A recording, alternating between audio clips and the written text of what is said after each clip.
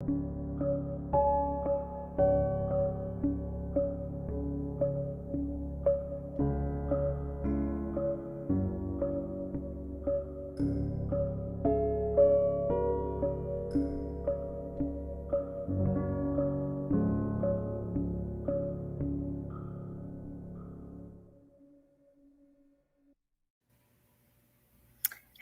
hello. So, welcome everyone back to Digital Growth Live. Super excited today with my entrepreneur, Michelle. Had a conversation with her last week. She's phenomenal. She's going to give us so many tips. I love our title today, Unstoppable with Her Power. And we're going to just dig in and dive into what does unstoppable mean? What does her power mean? And we're going to learn all about Michelle and her beautiful venture and her journey to entrepreneurship. So welcome, Michelle. Welcome. Emily, thank you so much. I'm so excited to be here with you. Yes, I'm so excited that you're here as well. And before we jumped on, I was like, Michelle, I love how we're coordinating, not Yes, even know that we were coordinating. on brand. That's why I knew we just had a special connection because it just clicked when we were chatting last week. Absolutely. But so today we're going to talk about being unstoppable with her power. And I'm going to let you introduce yourself. And then I have like tons of questions because my brain is just like firing away. So introduce Absolutely. yourself to the world. Well, hi, everyone. And Emily, thank you again for this opportunity to speak with your amazing audience. My name is Michelle Talbert, and I am originally from Queens, New York. If you're from New York, everybody lets you know we're from New York. But when I graduated from high school at 17, I went straight into a good government job with the federal government. I met the man who would become my first husband. And I got married at 18, had my son at 19, my daughter at 20. And I know you already guessed, by 22, I was a single divorced mother with 2 children under 2 in diapers. But while I was going to work every day in the daytime, I was also taking community college classes at night. And so after about 10 years of doing that day job, night school, weekend school before the digital age of online classes, raising the kids, I went up to Cornell, and the kids and I walked across the stage with my bachelor's degree, our bachelor's degree, when I was 30, and then went straight into law school. Thank you. Went straight into law school, then returned to where we were living at the time, which was Washington, D.C., and started corporate practice. The kids were in junior high and high school. And I'm practicing and I'm practicing, and I'm like, wow, this was a 16-year journey, right? I don't think I love this. So I'm practicing corporate law and realizing the things about law that I love are the rainmaking, going out, networking with people, bringing back business, getting business. But that's not what large corporate law firms want you to do when you're a first, second, third, fourth year. You're supposed to be grinding at your desk while the partners go out and get the business. And I just loved it so much. So after continuing to practice for a number of years, in 2012 is when I officially left law practice to start working on all things digital and social media and blogging and just everything online world related. And so that's where I'll leave off for now. But the journey has continued to working with women entrepreneurs. So Wow. that's the beginning of the journey to entrepreneurship. That is, I mean, and that's kind of why we have the title of Unstoppable because you are unstoppable. I mean, that's an amazing journey. And I also think it gives you hope because people hope, right? Because sometimes people are like, it's too late to start something new. I'm Woo! unhappy where I'm at. I don't necessarily like the industry that I'm in and I want to change, but it's too late for me. And I mean, you just showed the trajectory that it's never too late.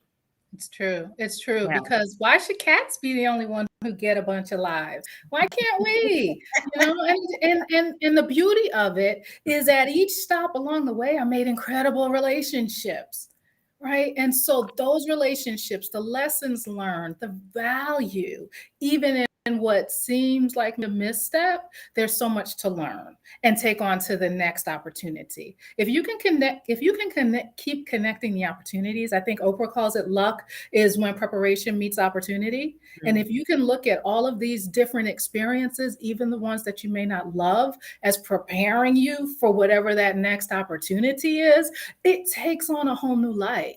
Because instead of the drudgery of it, you're like, what can I learn here? Oh, I learned I don't want to be that type of manager. Or I learned I want to respect my employees. Or I learned I want to communicate with people instead of shutting down. So if you can take those nuggets away, even from what you seemingly don't like, then that can take you forward into what is probably makes your soul sing. I love it. I love it. And you're singing. Like I love the energy that you have. It's so bubbly and it's because I know you're passionate about what you do, right? Absolutely.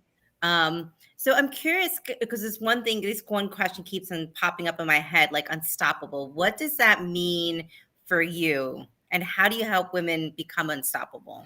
Unstoppable doesn't mean you don't pause. It doesn't mean unpausable, right? So we have to take breaks. We have to respect our body and our minds and our spirits. So I don't want to give the impression that somehow unstoppable means never ending, unceasing. Love it. So Thank you. unstoppable, though, Thank you. you're welcome. Thank you. So, That's our culture wants us to like our culture is always telling us unstoppable, go, go, go, go, go, go. So exactly. thank you for saying that. And I'm gonna let you Yeah. continue. No, but what unstoppable really means is that never stop learning, never stop growing, never stop seeking that which makes you feel like you are in your highest and best use as a person. Personally, I tell people all the time, as much as I work with entrepreneurs and helping micro business owners with their marketing and with their business development, I still say everything doesn't have to be monetized. I love Zumba. And I thought, I got the registration and thought I was going to teach Zumba. I don't need to be teaching anybody Zumba. I just need to go and enjoy it. But sometimes our culture teaches us we're supposed to make everything a stream of revenue, right?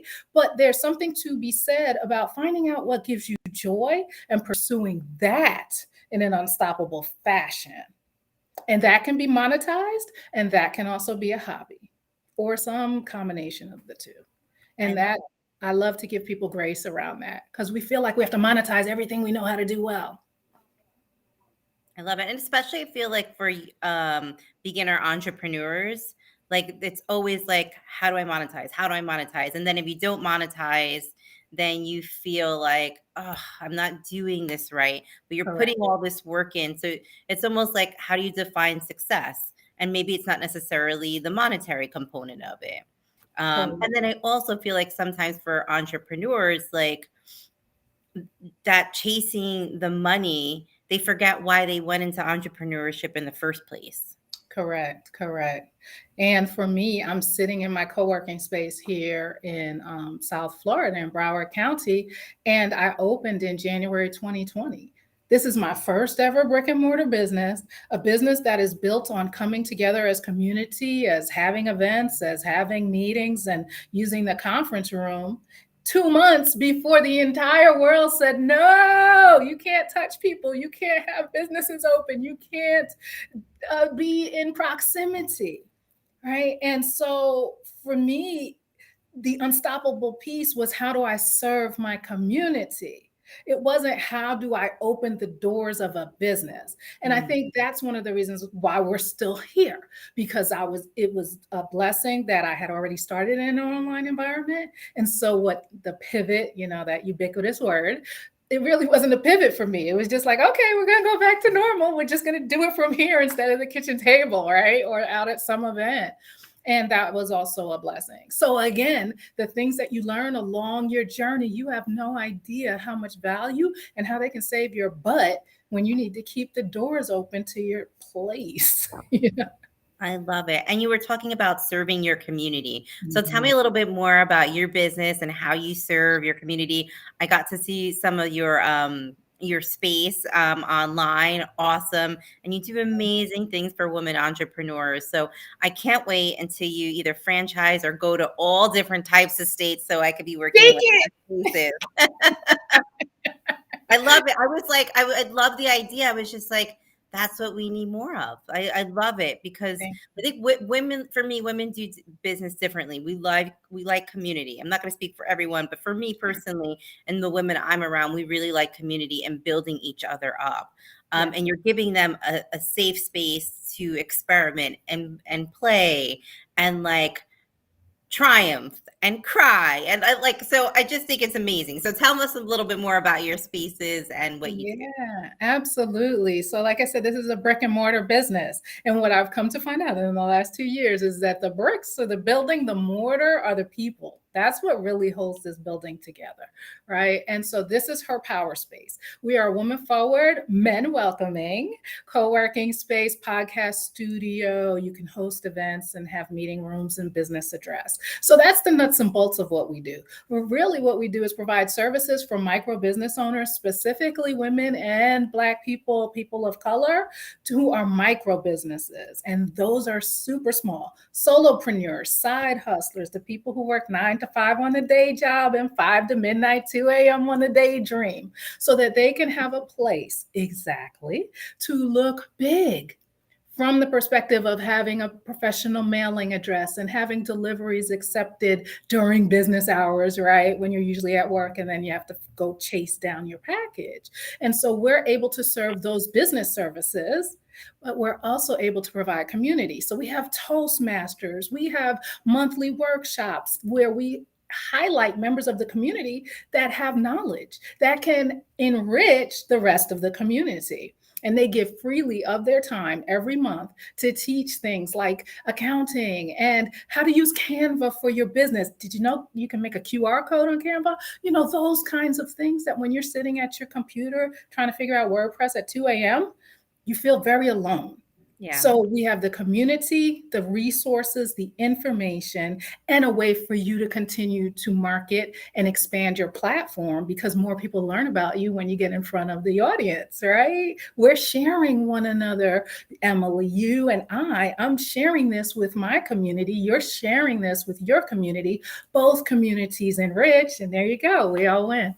Yay, I So love it. that's for Power Space. That's it. And we have both completely women centered and women exclusive community and workshops and things of that nature. And then we have co-ed opportunities as well, like Toastmasters and our Unchamber events. The men come, and about 30% of our community is made up of men.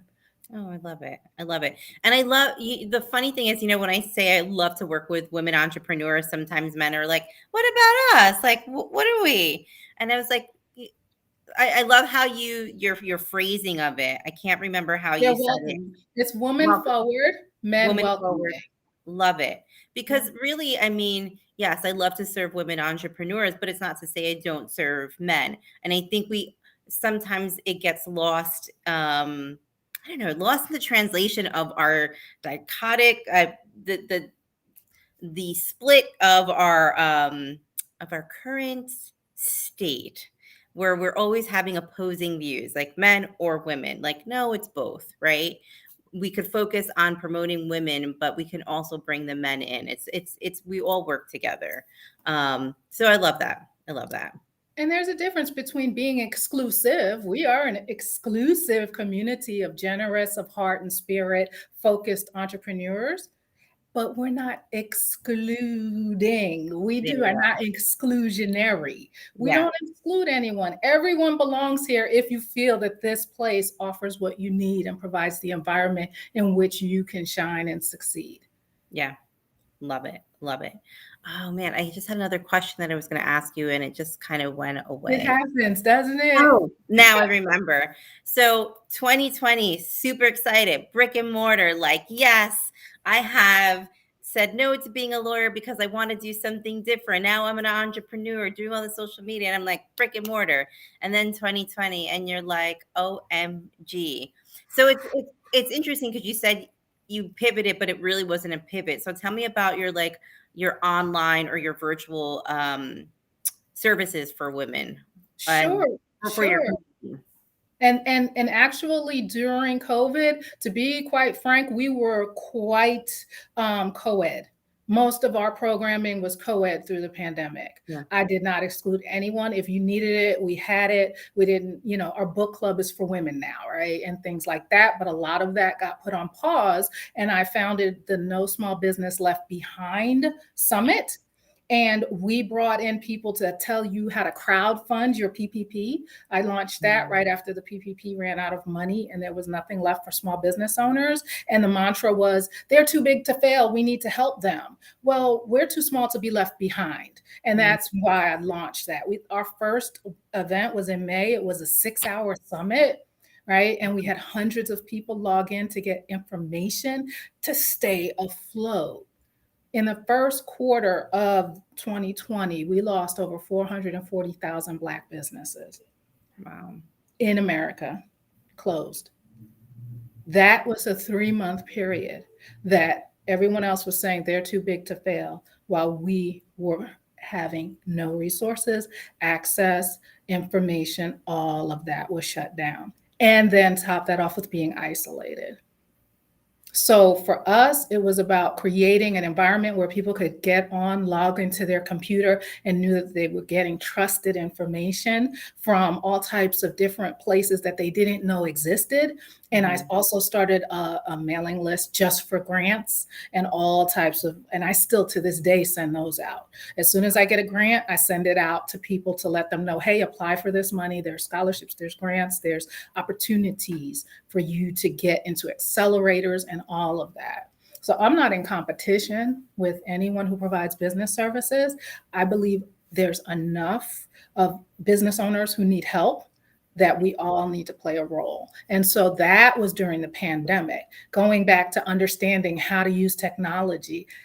And on top of that, places like SCORE, the SCORE mentorship program, the local office didn't know how to use Zoom. So they reached out to me to help them have an online delivery service for the things that they were typically doing as workshops in person. So that was very early in the pandemic. My phone was ringing off the hook because everybody knew I knew how to use online platforms. I love it. I love it. Cutting edge all over the place. Yeah, there's some benefits to being ahead of your time, but then also the first people out take all the bullets too, right? So there's something to be said about being on the front line. Tell me about your experience about being on the front line, because like part of these conversations that I have with Digital Growth Live is to show all the different emotional capacities that you're going to be as an entrepreneur. Like we always see the positive and the excitement, but not many people talk about like the struggle and just the emotions that come along with it, right? Like you're putting all this energy and effort, and like you say, you encounter things that you're not familiar with, and you kind of stumble and you kind of fall, and nobody wants to show that clumsy side. So I'm just curious, like, what does it feel like to be like cutting edge, and like how does that feel in terms of like a support system and everything like that for you? Sometimes it's slow, and that's a really great question, because for me, I started working out of co-working spaces around 2013, 2014 in Washington, D.C. And they were very the culture was very, dare I say, bro culture of the tech world and Silicon Valley. And I didn't feel like I belonged, but I knew I needed the information. Right. So it was that weird feeling of, well, you're kind of one of the only ones here, but do we need this information? But then I would take that information back to my community via my podcasts and social media and sharing of my platform and my journey. So part of it is, you fall down, but if you are willing and able to leave the breadcrumbs and share the information, then pretty soon other people can catch up with you, and then you have community. So for me, that's literally been my journey for the last decade, is that, okay, I wanted to create a piece of technology. I didn't see people that looked like me, but I knew where I could get the information. So I went there.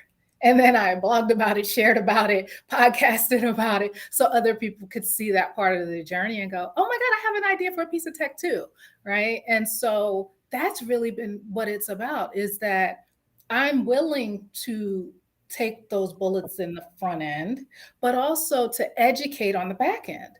Literally, when I launched my podcast, I would have people hand me their phone and show them how to download the app for a podcast because I recorded my first podcast episode in 2009. I think I was like one of the first Black women on Apple's iTunes podcast back then.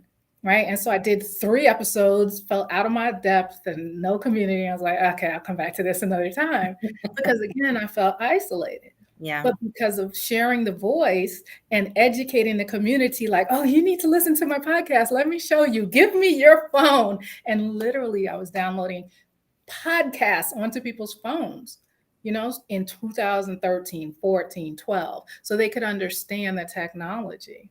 So it's on the front end, you're taking the shots, and on the back end, you're trying to educate, which does slow you down in terms of your own growth. Just frankly going to say, it's not like, oh, I can hit the ground running because this path has already been carved. Mm-hmm. You're literally carving the path as you're going. And I'm not the only one. Obviously, there are loads of other people who are on this journey and on this path and carving and really innovating for their communities. Yeah, but I love what you said initially when we first started talking, that it's like as you're bringing in the community and as you're going through the experiences, you may not know that it's going to help you in the future. So, right, even though you're going slow now, when you get there's going to be a point that it just goes by so quickly because you already have the skill set and you already built the community. Like you were taking the time to build a foundation. Correct. It's the Malcolm Gladwell tipping point moment, Yeah. right? If you could just make it to the tipping point, it takes 10 years to become an overnight success. Yeah. Right? But you look at social media and you're like, no, it takes like half a day to become an overnight success. Like, I don't have to go to sleep. I should be a success already. What is taking so long? So that's really, if you can keep that mindset as you're going forward, but also test and iterate, right? I can bring in all of that Silicon Valley jargon because it does matter and it does work. You need to understand your market because we are businesses at the end of the day if you are monetizing what you're doing, right? Yeah. So that is important that you understand your market and that you're taking calculated risks. And you're also saying, maybe I take a step back, maybe I take a step sideways. What do I need? What resources are available? Do I change my entire focus on market or whatever that looks like? Yeah, awesome. So tell me about your shirt because I love it. I love the saying. So tell me about it. So while I was still kind of doing corporate law and had come out of full-time practice, but was still doing some bits and pieces here on a contract basis, it's around 2015 in Washington, D.C. And it just hit me as I was sitting in a law firm working through some documents, and I was like, I am completely unemployable. Like, how you just take on jobs and you're like, why am I doing this? I know that they're going to frustrate me, whatever reason you don't fit. And then I started to realize, but I'm unapologetic about it because I spent so many years hiding on my LinkedIn profile that I had this other life, right? Or hiding on social and not being too vocal and not really sharing the fullness of the vision and the journey. And I had to start being unapologetic about the fact that it doesn't matter that I'm a lawyer. It doesn't matter what the degrees say. It doesn't matter what my resume says. I am unemployable, unapologetically. And so unapologetically unemployable, I've been saying it ever since 2015 because it just captures. So, I mean, I'm not going to say you feel it too, but there are certain people, I'm sure, who also feel that way. That it's like, no matter what I do, I take on a different job and I think it's going to be different. And I get there, wherever you go, there you are. And if you get to the point where you realize I really can't work for anyone else, I cannot have a supervisor again, ever in life, then but that being said, clients matter, customers matter. You're still working for someone. Yeah. Right? It's just in what that looks like. And even that mindset piece of this is a client, this is a customer, this is a community member versus this is my boss, for me, unapologetically unemployable. I love it. I love it because it gives people the permission to celebrate that. Yeah. Whereas like in our society, you're taught like you should. I had the same thing. Like you should get a good government job. I never went into the government job, but that's all I heard growing up. Get a good government job, then you get your pension. Like you work at 9, like you just, and it never felt right to me. And people just continue to do it even if it doesn't feel right. So I love that shirt because it's like so bold, and it's giving people permission to say, wow, things can be different, right? There can Absolutely. be a B, there can be a C. There are options for me. So that's And, awesome. and again, take calculated risks. I did not fully commit to being a full-time entrepreneur until after my daughter, who's my youngest, graduated college. Because then I didn't have that financial overhead of her rent and her tuition and things like that. So that freed up resources for me. But until then, I needed to have a job. I still needed to work. I still needed to pay those bills. So there's it's a cha-cha, right? One up, two back, sway a little bit, but make it look cute while you do it now. Be clear, be cute, but pay the bills. True. It's true because I also see people saying, be an entrepreneur. It's fabulous. Like, quit your job and you're going to just make a lot of money. You go on social media, and then people do that and they're rudely awaken. And it's like, okay, this is harder than I thought. I can't pay my bill. Some people tell you, like, make sure you have like 3 to 6 months worth of your salary if you're going to go on off to be an entrepreneur. I'm like, double that. I was going to say, yeah. And if you're in COVID, you might want 24 months. And that's the thing. I realized by our 1 year anniversary, I was like, if somebody had told me in 2019 that 2020 was going to be 2020, this space would not exist. Yeah. And that would have been a shame, right? But because she's supposed to be here, but it is impossible to completely mitigate but it is possible to at least have some calculation to your risk taking and shore up funds as best you can. Yeah. And then add tax. I love it. I love it. So, anything else that you want your viewers to know about your space and what you do with your work? Sure, absolutely. One of the things is that we are still both a hybrid of online and in-person opportunities. So if you are interested in joining our book club, like we're reading Cicely Tyson's memoir right now. We meet every second Saturday. It's the Her Power Moves book club, books to power your success. And somebody's coming in to pick up his mail. And we're open till 6 to 9. This I is love it. really I mean, nice. we are live. So, Maggie's aromatherapy. He just walked in to pick up his mail. So the point is that even if you are online, we have our Unchamber, we have our book club, we have Her Happiness Clinic, a mental wellness space. We have Toastmasters. All of these are a mixture of in-person and online, so you do not have to live locally to participate. And you can go to herpowermoves.com/stay in the know for more information, or head over to herpowerspace.com and get on our newsletter list. You can be anywhere in the world and participate. We have folks come from Paris on our regular monthly calls. So I'm just really thrilled to be able to serve the community beyond the walls of Her Power Space. that's awesome. And I know, like, prior to COVID, you probably didn't even think about like your space helping people in different countries, right? And now it can. Exactly. And I'd had a community of over 1,500 women all over the world already, but it didn't click in my mind to put the two together until we were forced to put the two together. Oh, COVID. Oh, Oh, COVID. 2020. And 2021, which is a blessing also now because I call it, we've gone from survival to thrival, right? We are now thriving and really able to fall back in love with our clients as opposed to trying to find a way to make sure that the rent is paid, right? So it's like, how can we serve you more? How can we give you more services? How can we assist you more? What else do you need? And really focusing on the back end of the business, which I love right now to be able to do that because I can fall in love with people like Maggie's aromatherapy here who just walked in and he has just started his business and it's super exciting. Love it. I love aromatherapy too. I'm big Yeah. into like essential oils, and I have my essential oils going all the time. I love it. We just did in Her Happiness Clinic last Friday. We did an essential oils tutorial and mixed our own scents and created our own scents to talk about how that impacts our mood. So I just really am here to to focus on the totality, not only the business segment, but Yeah. what are we as whole individuals, whole women, mind, body, spirit.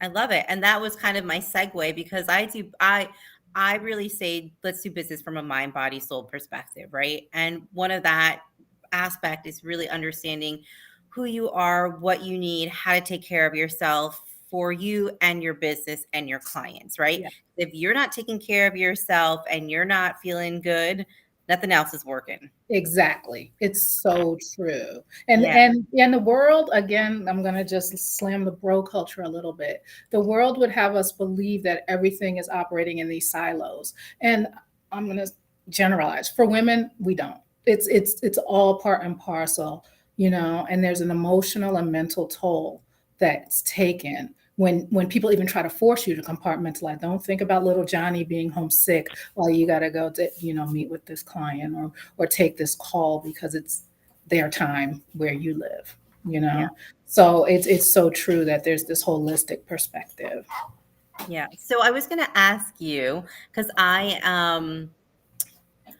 yes. So what do you do to like keep yourself energized and charged and going? So I say I do something every day that gives me pleasure. And I'm trying to normalize the word pleasure in the business space because everyone, when I say pleasure, they're like, ooh, it's very taboo. What does that mean? Right. So, hey. um, so what does that what do you do for yourself to give yourself joy or pleasure for yourself? No, what it means for me is that I'm able to show up as my authentic self because I am calm. Mhm. And just one second, so apologize. Yeah, no worries.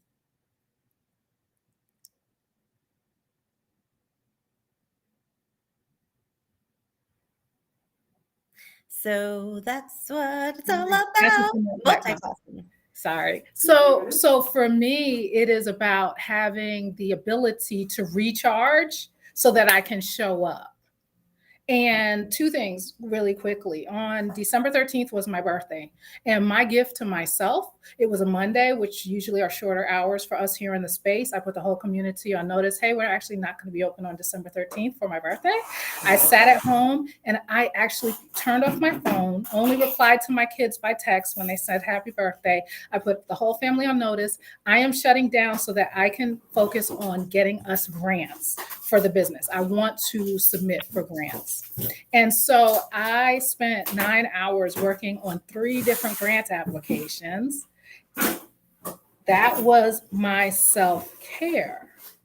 And found out 2 weeks ago, and we just announced that we were chosen for a Hello Alice grant for Small Wow, Business Growth Fund, right? that's And so awesome.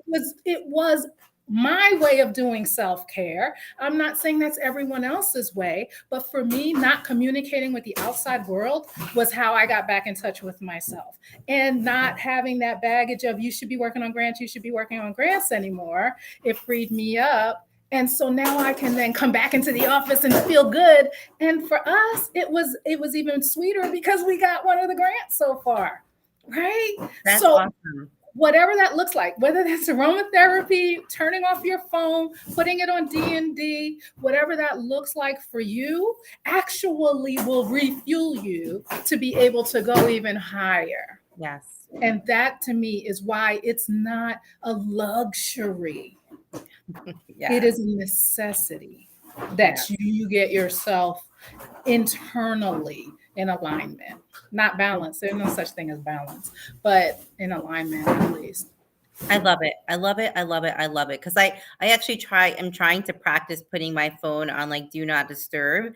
And at first I was like, oh my God, what do people need me? Da, da, da, da. And I'm like, no, nobody really needs me that much. And if they really need me, they know where I live or how to get me. Right. And if I turn off my phone for a half an hour, the world is not going to stop. The messages will be there when I come back. And it's amazing what how you feel just taking a half an hour for yourself, doing whatever you want. Absolutely. Yeah. Yeah, I Um, totally agree. I love it. So it was such a pleasure chatting with you today. Thank you, You thank you, thank you too. so much.